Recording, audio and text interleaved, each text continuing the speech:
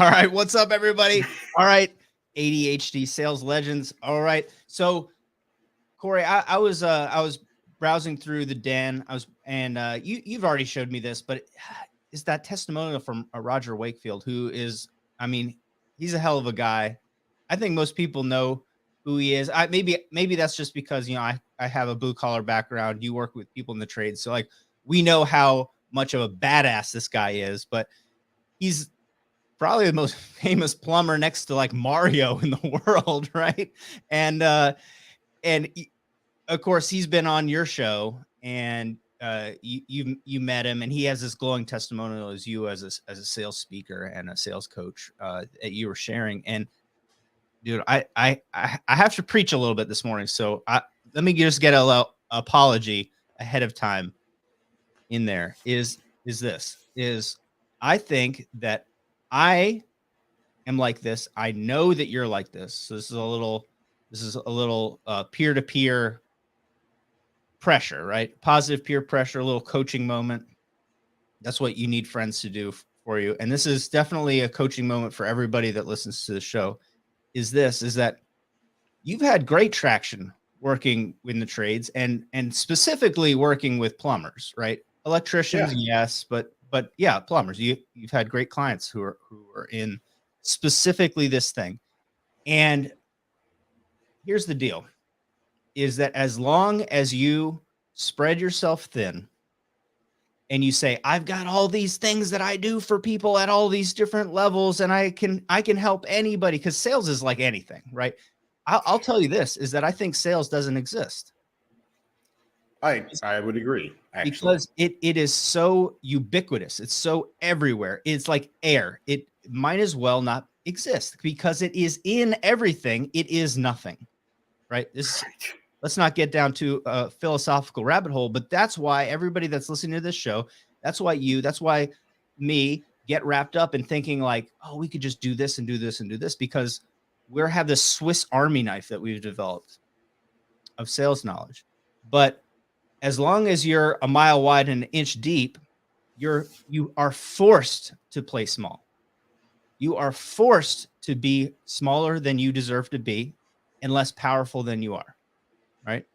Because everything that you want in life is in depth, not breadth. You get to meet cool people doing lots of cool stuff when you're an expert in the one thing, when you're top of mind in one location. You think like, man, I want to do all these cool projects with cool people. That will happen. You think Roger Wakefield doesn't get to do cool projects with cool people?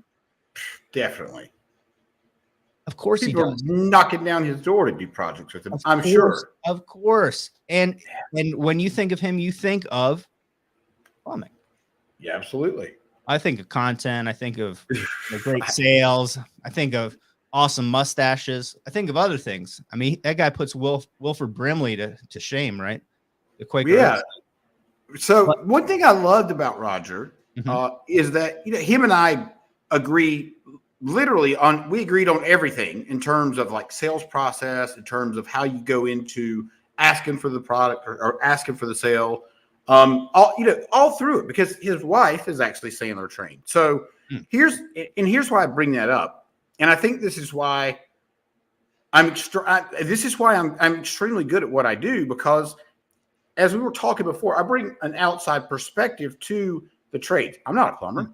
I've never plumbed a day in my life. In fact, I had to call a plumber yesterday. And so I had a good conversation with him. And I'll tell you, I'm going to veer off for a second. Just remind me about the plumber. I'll tell you the story about that in a second. Anyhow, you're opening up like two. Let's go. It's kind of like that mile wide and inch deep kind of thing. Yeah. That's what I'm doing here. Anyhow, so, I bring an outside perspective to the trades. And I think that is exactly why I can go in and change the direction of their sales team, their technicians, their whatever they call them. And to your point, all of us are salespeople. All of us are salespeople. And so yesterday I asked the technician, I said, what is it you're fixing? And I asked him for a reason. And I can't remember what he said. Something that I flange or something I didn't really know what it was. And that's the second time I've been in front of like a plumber and a customer or in my scenario. the point is one of the things that I really bring to the table is the fact people use crazy terminology. You're guilty of this in your industry because you talk to really high level people, You right? don't even So know a half of it, man. you're probably right. Contracting and manufacturing, we're acronym kings. Right. So like, and that's cool when you're talking to them, right? But it's not cool if you were going to talk that way right now to the audience because they wouldn't get it. My point is, the guy yesterday, named off whatever it was, and I said, "Oh, it's just that ring around the thing." He was like, "Yeah, it's just the ring around the thing." He was like, and so my point is like, that's how normal people, not plumbers, need to understand what these things are. So when you use industry terminology, you may think you sound cool, but really you're losing the person you're talking to. So you talk to the plumber and you're like, hey, so you talk to him about plumbing. Did you ping him and tell him that you knew like his favorite celebrity online? Did you tell him Roger's been on the show? Oh yeah, I showed him the video. He almost fell out of his van, dude. He couldn't believe it. He was like, "You got to be kidding me, dude!" It's like, we watch this guy all the time. I'm like, yeah. I know, every plumber does. Yeah. So here's my point. That I want people to make and to pull away from this, because now I'm doing product sales, and like we have the same issues that people want to make products that appeal to a wide group of people, and they want to sell them to as many people as possible. But by trying to go for as wide of an audience as possible, they actually sell to less people, right? If you're watching the stream, you can see me do cool things with my hands. Otherwise, you have to imagine that really it is this converse, this formula where you think like, I'm going to go and sell it to everybody, and you can't make any traction. You can't be the expert in everything or be everywhere and really get that depth. So I look at salespeople and just business people in general, and I know that I used to push this to the far end of my coaching, where we would figure out where we could place a product, right? Where we could place a service where it had the highest value. But now it's the second thing that we do. First thing is, of course, laying out intentionality, our goals, like aligning our actions to our actual goals, right? So little bit of mindset piece. But the second thing is to just pick a customer, and I have my little strategy for it. But this is the problem, is that I see every coach online, I see every business that's starting, is they can't answer who their customer is. They're just like, oh, people that need my product, right? We talked about this the other week, is when I ask people what problem they solve, they say people that need my product. Like, right. I 100% know that you're going to fail. 100%. There is a 0 chance of your success until you can evolve past that question, until you can answer this question. But like, imagine you're chasing everybody around all over the place, right? Once you line up who you are and who you serve, you can find out a problem that you really solve, the thing that you really sell, that you're differentiated, and you will flip the entire universe on its head. People will chase after you. You will be the expert. Or we've been in calls, and people are like, they're looking at some of my stats, and then I tell them like, look, I actually turn down 90% of people that want to work with me, because they think that I need to put out tons of SEO, or I have to put out articles or write a book or do this thing. And I say, no, you don't understand. Like I already turned down 9 out of 10 qualified people that want to work with me, right? Just because they're already coming through referrals, word of mouth, right? I do like a really, really niche thing. So like I've just seen this firsthand, and I've transported that to people, and we're working on this. That's why we have ADHD sales legends, not like 2 sales dudes or whatever. So I think, Kelly, though, that a lot of people, one thing that, and I struggled with, and still sometimes even struggle with, being spread too thin amongst multiple industries, because well, as it turns out, I've worked in a bunch of industries. Yeah. So, I mean, and it's just, it is what it is. And so, but I think what happens over time, and I guess you could say as you get older, and people that are listening to this are younger, they're like, you're fucking two old ass dudes. Yeah. Anyway, it comes with time when you start to realize the whole niche idea. I think it comes with experience. It comes with trying 1,000 things and failing at all 1,000, right? And I think that it's really hard for people to understand this because, well, we always think we know better, right, than most people. Right? And it's really, for me, it was really hard to comprehend this. But you're a great example of super fucking niche. And I'm an example, if I say I'm a sales coach, of being not niche at all, right? Right. But if I say, I come in and I transform your plumbing staff, your sales team, your technicians. Well, how do you do that? Well, we come in and we change the language, we change their whatever, right? I could go down the whole list of things. And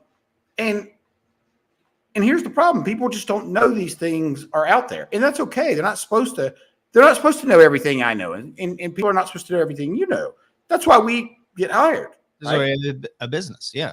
Yeah. And actually, the more times you do it and the more times you do something similar, that's how you develop expertise. That's what Alan Weiss says, right? In $1 Million Consultant, is that you develop expertise because you're drilling the same hole every day. Okay. This is the thing, is when I talk about launching products, designing products, launching product businesses, right? And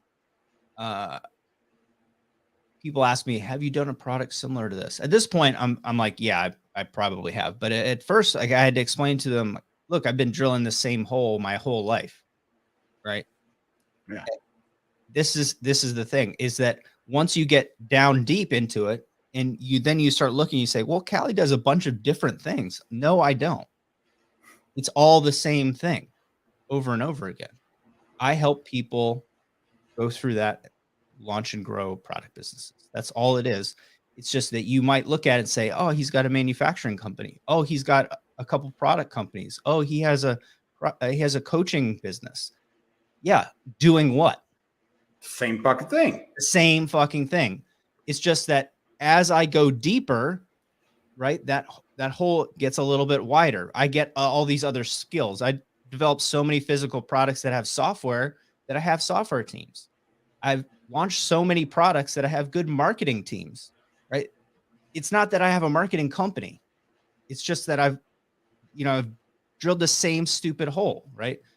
Right. You know what I'm saying? And like, this is the thing, is like, it's really tempting to just jump around or to see, like, people are like, well, Elon Musk, he does a bunch of different things. I'm like, actually, he really doesn't.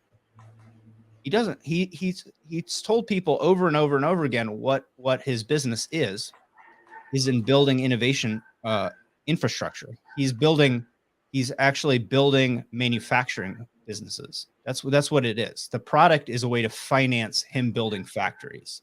The factories are the product, right? He said it 2 years ago, 5 years ago. He said it last week at the Innovation Rodeo, but people they're too dumb.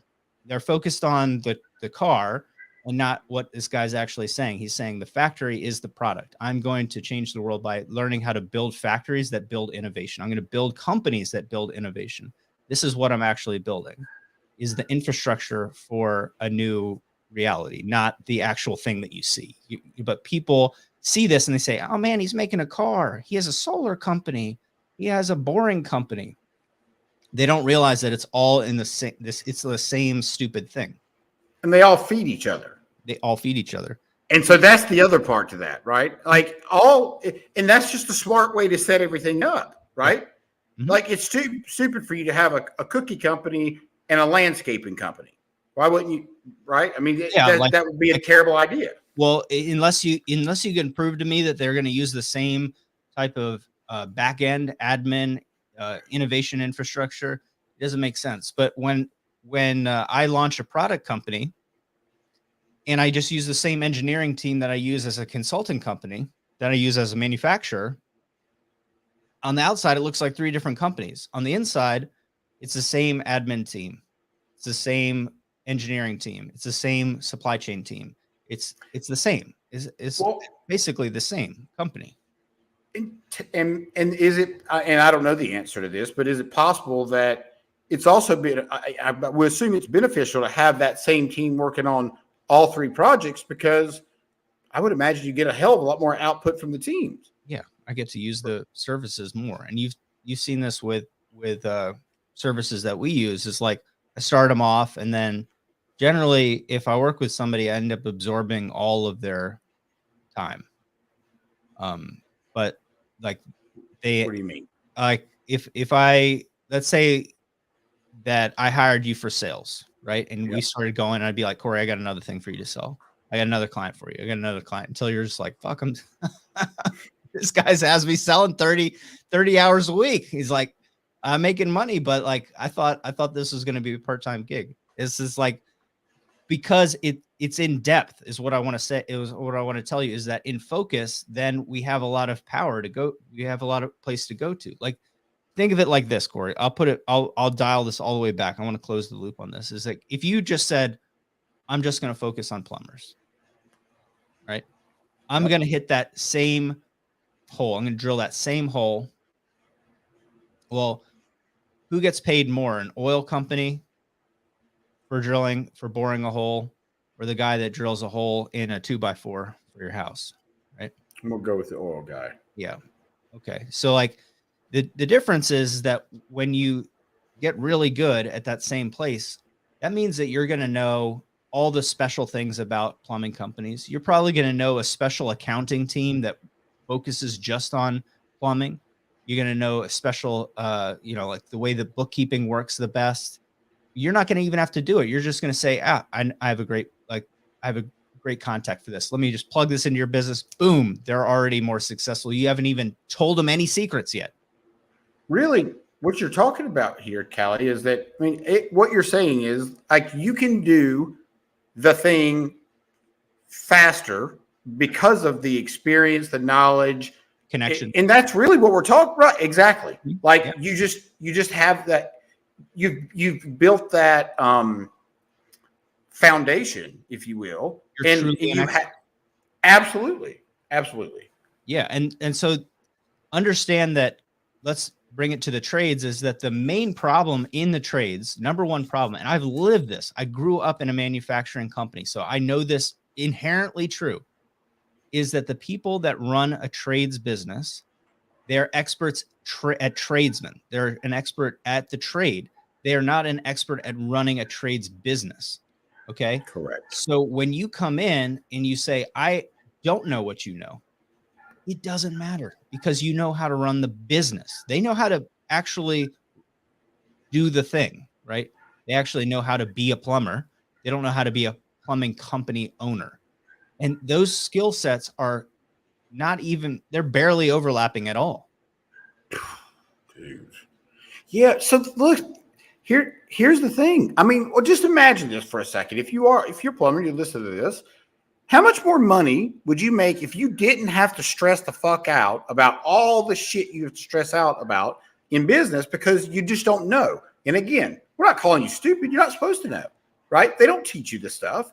I didn't get taught this stuff. I learned this through a lot of fucking losing a whole bunch of money through a bunch of different businesses, and a lot of pain and a lot of struggle. And guess what? Now people can benefit from that. But the other side of that is I benefit from that because I get paid for the knowledge that I have, right? Mm-hmm. So, yeah. And so that's what you're bringing to the table. When you focus, the amount of value that you can provide on that focus it's not 10x, it's 100,000x, right? Because over time you develop true expertise. But when you go, so I know that we have a lot of coaches that listen to the show and that are in the group, and we'll talk about how to join the group a little later. But this is why coaches suck, dude. You suck, and I'm going to tell you this thing. And I mean, I have friends that I've been telling this for a year, and they're like, yeah, but, Tony Robbins does all these extra things. I'm like, oh, I didn't know you were fucking Tony Robbins. I'm going to go from couch potato to Tony Robbins all in one fucking like, day. even his legs aren't that long to make that jump. Come on, man. Like, you know what I'm saying? Like, no, thank you. But if you dial back the clock on your favorite coach, they probably started as a car salesman, right? Then they sold in the car industry. Then they started learning more about sales, and then they're Grant Cardone, right? They started by buying a property, renting a property, start rehabbing property, and then they're teaching other people how to do it, and then they're teaching people about real estate, and then real estate investment, and then they're an investment person, right? There is this journey where you're drilling the same hole, right? And Right. you can put your little eye on that in the distance to say, I want to be known for this. I want to be the #1 investment coach in the world. And you can reverse engineer, draw a line back to where you are and say, I want to do these things. But you're not going to be that person by skipping the steps. There's no ad structure. There's no scam marketing technique. There's no amount of crappy fake Amazon #1 best-selling books that you're going to write that are going to magically change the number that's in your bank account, because I'm like I said, I'm going to get a little preachy on this. You don't give a shit about your customers. You don't give a shit. All you care about is yourself. And as a coach, you only can care about the value that you drive, right? Not the information that you give, but the value that is created by your customer. That means that you inherently have to care about how they execute. You can't say the dumb shit that I hear, like, oh, I gave them so much value and they didn't do anything with it. And so it sounds like you're a crappy coach to me, because Like to me. value is created by the customer. It's not created by you. And you think about this would be like a plumber where you put the pipe in, the person doesn't know how to flush the toilet. Right. If like the poop doesn't go away, it doesn't matter how fancy the thing is that you did, right? So like what you sold them, the system didn't work, but you're like, yeah, but I did my part of it. I sold them 5 videos that they could watch, and then they're still not millionaires, so that's not my fault. And it's because you don't care. You're not focused on a specific group of people that you love and respect, and you're not focused, right?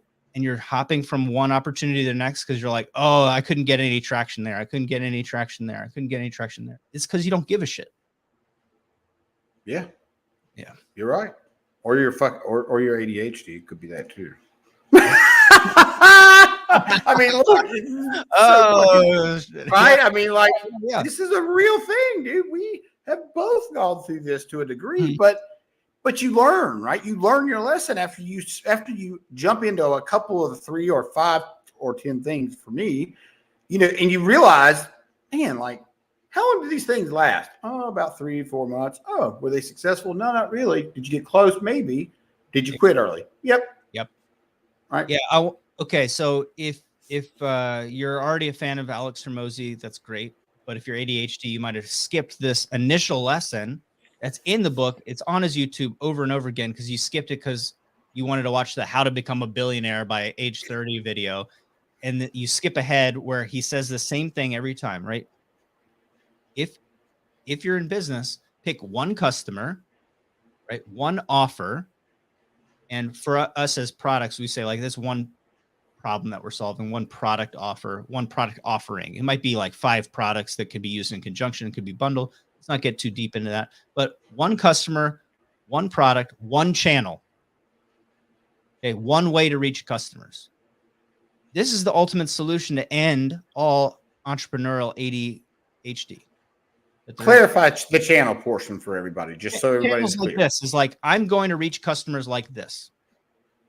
This is my main strategy for doing it. You write that and like, give us a deeper example. Oh my God. Like so we might need a whole nother show next week to talk about marketing ADHD, but everybody's selling this little golden ticket, and they're not even Willy Wonka, right? But like they're selling a golden ticket and saying, oh, like it's influencer marketing. Oh, it's Facebook groups. Oh, it's Facebook ads. Oh, it's TikTok. Oh, it's this. And we as ADHD entrepreneurs are like, this guy said that works. I'm going to go over here. I'm going to go over here. Guess what? Dude, just like dieting, guess what? They all work. They all work. But just like dieting, dude, if you follow 3 diets, you're just going to get fat. Right. It's not gonna work for you, man. Right? Right. Okay. Right. So this is the problem. You pick one channel, you say, this is going to be my channel strategy. You might have a different distribution strategy. We can talk about omnipresence or reusing content or whatever, but you're going to say, this is how I'm going to initially acquire customers. And until you can afford for somebody else to hit other channels, until you can afford for somebody else to help you push out different products, until you've saturated the market. People are always like, I've saturated my market. I'm like, you have a $1 trillion market. You have like a $50,000 business. Like, I don't think you've saturated the market. You just suck. Right.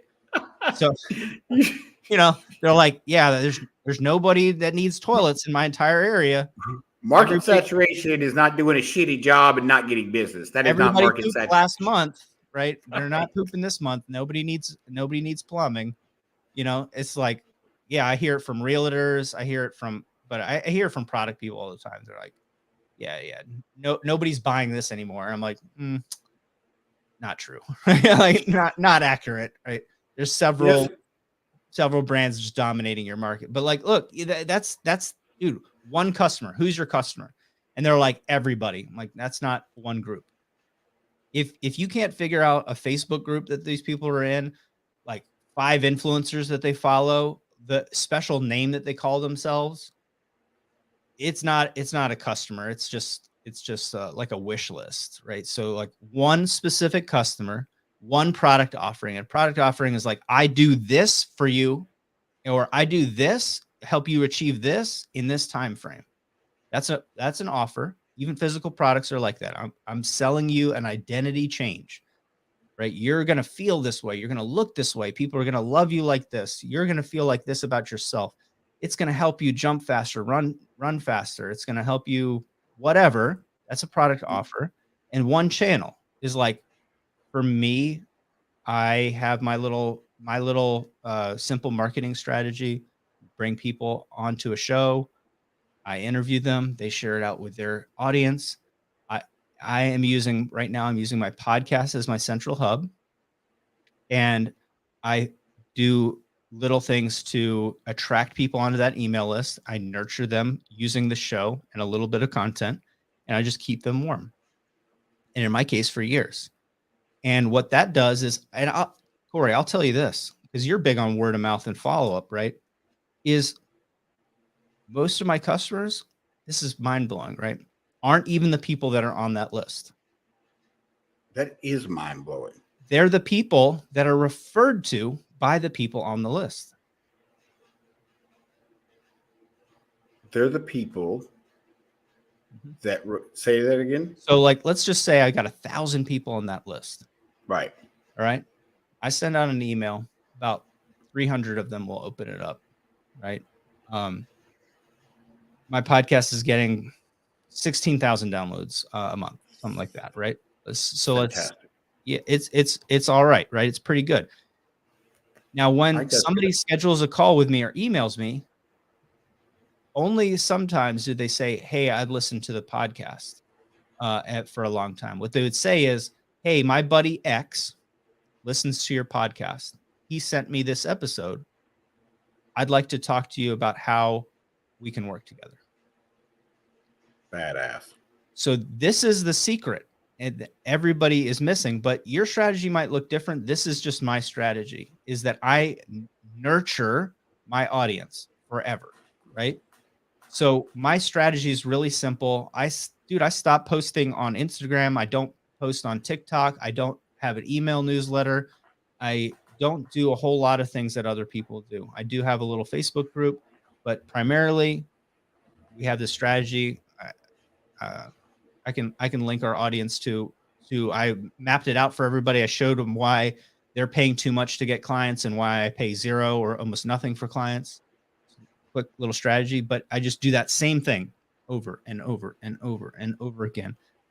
And because I know it can scale and it eliminates 90% of the effort of doing it. But if I got really big, I would do something else. Right. But for right now, I just the one customer, one offer, right? We just talked about this. My mastermind's closed. Just have the one. I have 2 one-on-one coaching clients, but I fired everybody else. We're just going to do group coaching. But let's be clear as to why you're doing that, because it's not worth the time to do the one-on-one. I mean, I really enjoy it, dude. But like, you take on the stress of somebody's business, and I just realized, like, oh, somebody else is paying me, let's be honest, 10, 20 times as much to do that work. And I'm actually doing it as a consultant. And then, I with no stress because you're the consultant. Right. Yeah. Well, because I do it, so, I mean, it has a different flavor of stress, but yeah, somebody's paying me $70,000 to do this thing, and the other person's paying me, $2,500 a month.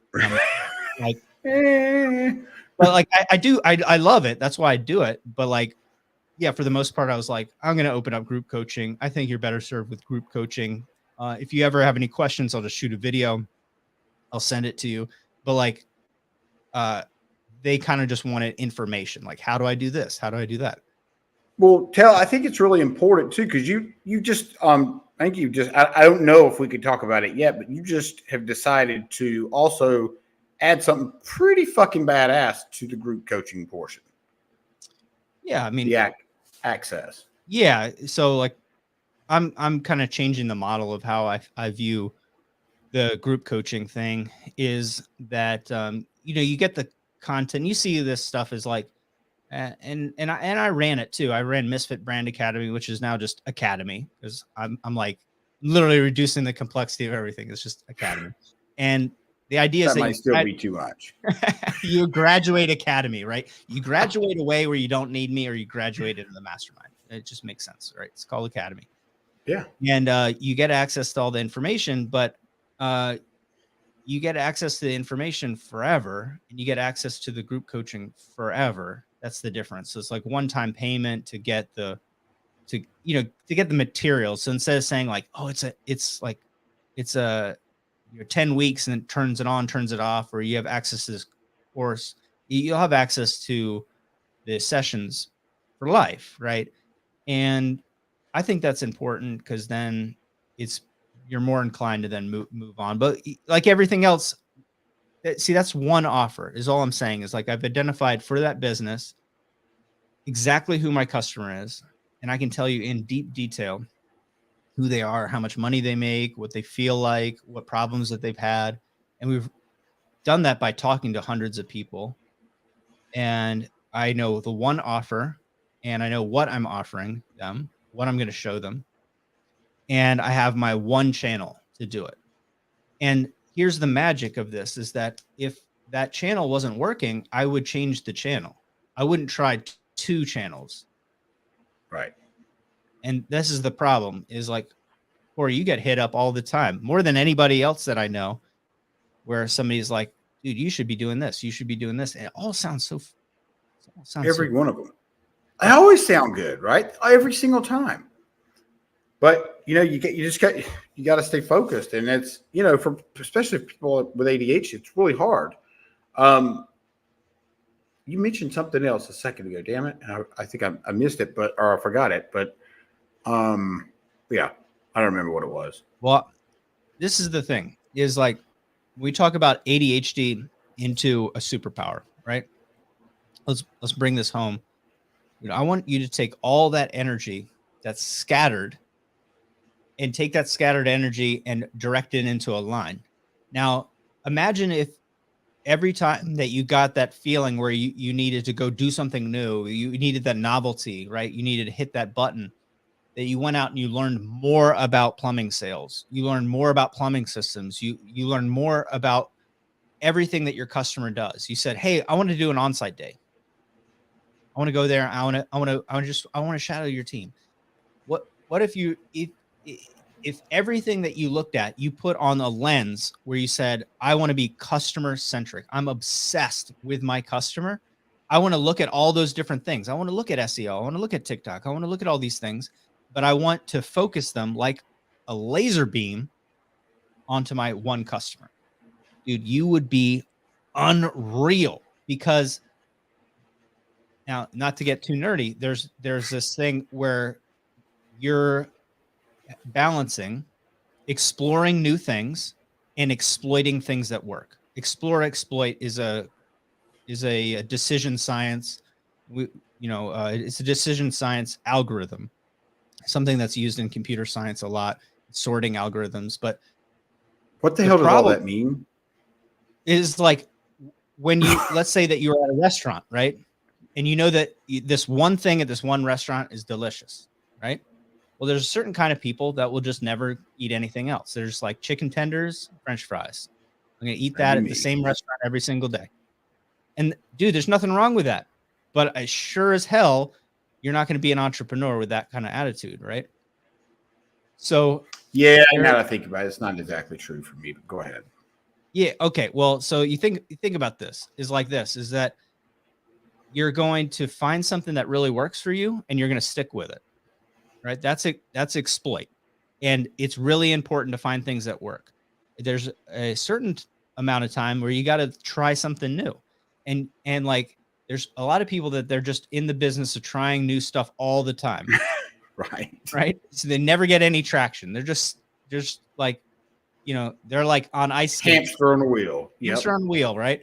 And then there's other people that are like, I want to do the safe thing and I never want to explore anything. So somewhere in that mix is your flavor thing that'll work for you. And you have to explore new stuff like as somebody with ADHD, that is what's driving you. You need some kind of like something different. Dopamine hit. Yeah, dopamine hit. But imagine if every time that went, you just close the loop. You bring it back. You put it through that focal point of your customer instead of yourself. So that's exactly right. Yeah, dude, it would be so powerful. So like, as you're looking at all these things and people are bombarding you and saying like, oh dude, SEO is fantastic. And you're like, can you do local SEO for like tradespersons? And they say, yeah. And you're like, oh, great. Can you show me a demo for that? Cool. You have like a mock-up site of what that would look like? Cool. Great.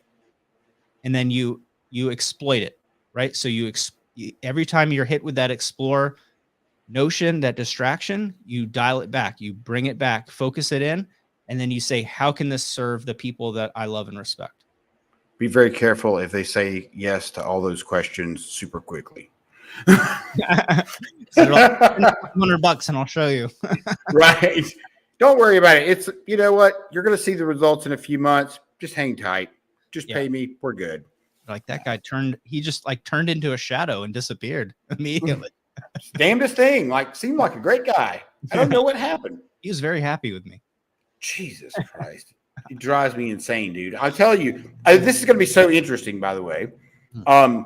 You referred somebody to me for my show. Here's what's fucking hilarious. The guy didn't remember that you referred him to, you referred him to my show. Okay. We're talking. And in the first time I talked to him, he did it such a good way. I was like, there's no way I can't have you on the show. He just booked the time on my calendar to ask me to be on the show. And I'm like, dude, you're the only one. By the way, don't do that if anybody's listening, because I will get really upset if that happens too many times. But it was like he took a different approach. My point is, or here's where I was headed. The first time I spoke to him, I said, hey, dude, you need to get up my boy Callie, because you guys can do some shit together. He's like got a cold email company. And it sounds like he understands cold email better than anybody I've ever talked to. Sounds like. I mean, this guy's making it work. And so what was funny though is I referred him to you after you had referred him to me, and he didn't remember. And then he put it together the other day when we did the show. He's like, oh, by the way, I said, hey, did you get a chance to look at Callie's stuff? He's like, oh yeah, by the way, that's the guy that referred me to you. I'm like, oh.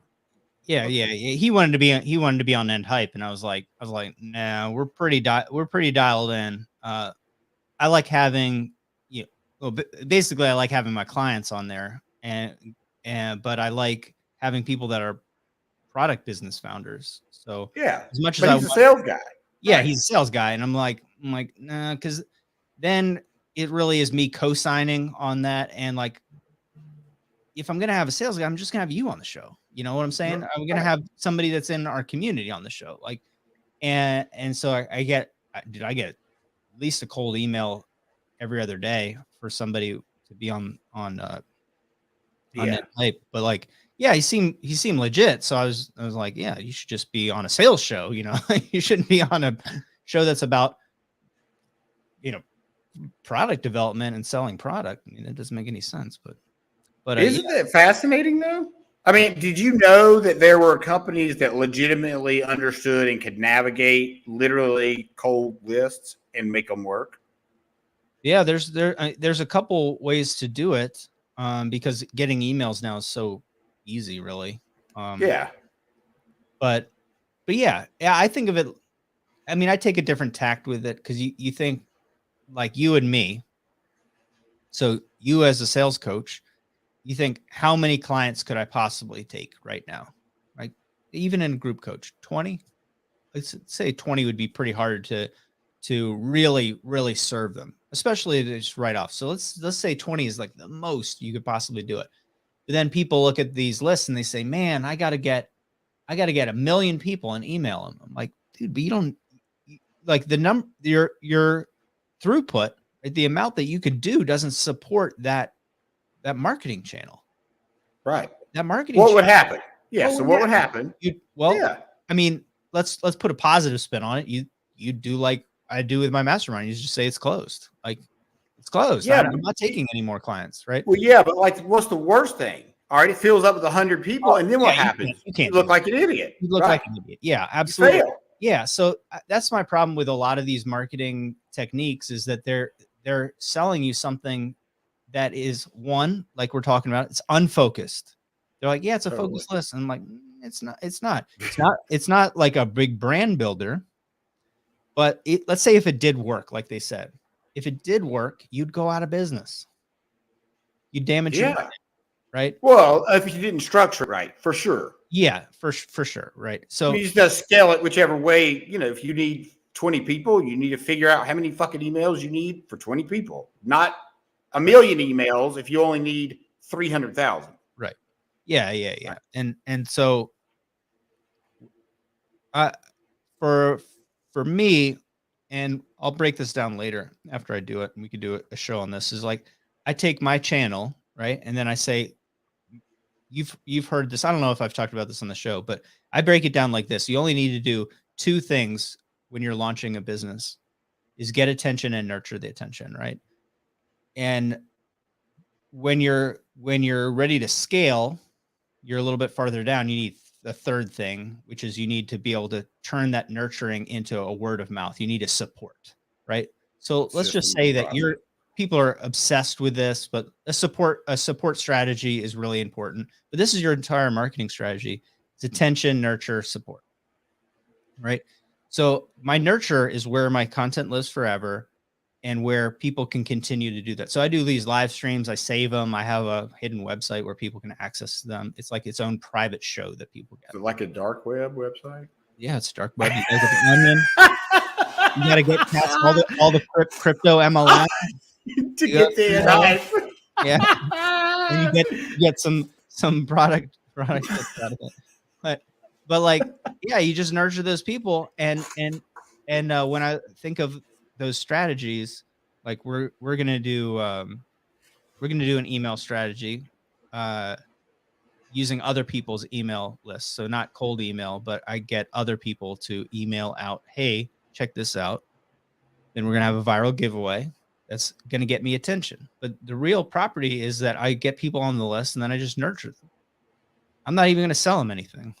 I don't really have something to sell. I want them to listen to the podcast. I want them to join the Facebook group. I want them to engage, keep me top of mind, refer me, get guests on the show, all of that stuff.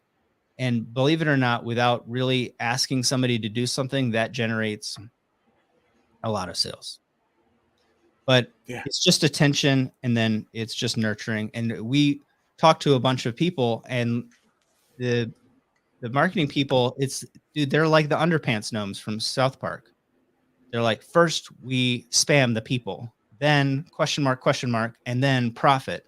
And I'm like, what's the question mark part? And they're like, first we spam the people. I'm like, so if he knows about cold email marketing, that's fantastic. But you bring it back and you say, focus. Like, is my current strategy for my current people not working? right? Oh, it is working, but I just needed to put more effort into it. Well, why would putting less effort into it and then doing a half-ass effort on a second thing or a third thing or fourth thing make me successful? So now I'm doing like a quarter ass effort when it's like, on four things, it's the Scale and same, mediocrity. yeah. You're signing up for increased mediocrity. Yeah. And pain. And pain. Yeah, it sucks. Dude. Like, it's just not a smart move. Yeah. It's just not. I don't know, but people do it all the time. And they this has been a great episode. What I want people to do, because I could just tell you to focus, and that's kind of a stupid thing for our group of people. Right? Hey, man, just focus.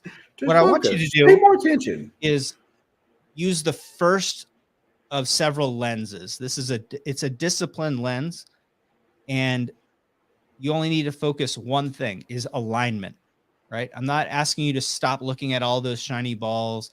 Stop learning about marketing or learning about sales. Like, by all means, develop an unbelievable killer skill set, but bring it back and focus it on that one point. Say, how will this serve my people? That's it. And when you can ask yourself that one question over and over again, you'll get really good. This is the reticular activating system. You will start seeing opportunities around there. You will start filtering the things that are holding you back, and you will start uncovering opportunities that you couldn't see before, that you can align and you can drill the hole deeper. You can go in depth because you're going to focus. And I don't need to use the word focus. I need to use that word alignment. It's that all you're saying is, how does this serve my people? Not how does it serve me, because you'll trick yourself every time. Be like, it serves me because the donut is delicious, right? How does it serve my customer? And through that, you will grow. You can only grow as a combination of the value that other people derive from what you have. If you're a business or a coach, you make money because other people value what you have to sell. You make a little bit of that money and you accumulate it. That's how it works. So if you pour more value into that same bucket, you're going to get more value back. It's reciprocity, but of actual capitalists. And look, if you are a coach and you are struggling to get clients, if you're struggling to keep clients, guess what? You're not providing the value. I hate to say that, but it's just the fucking truth. You're not. It's just like if I go on a discovery call, and I'm talking with someone, and we go on our second call, and I pitch them, and for whatever reason, they don't move forward. Whose fault is that? Well, I did something wrong because I didn't provide them what they wanted. If I had of, we would be working together. It's either the so wrong. What did I do wrong? Right. That's right. Yeah. Exactly. Yeah. Exactly. But you got to look at it that way. You can't.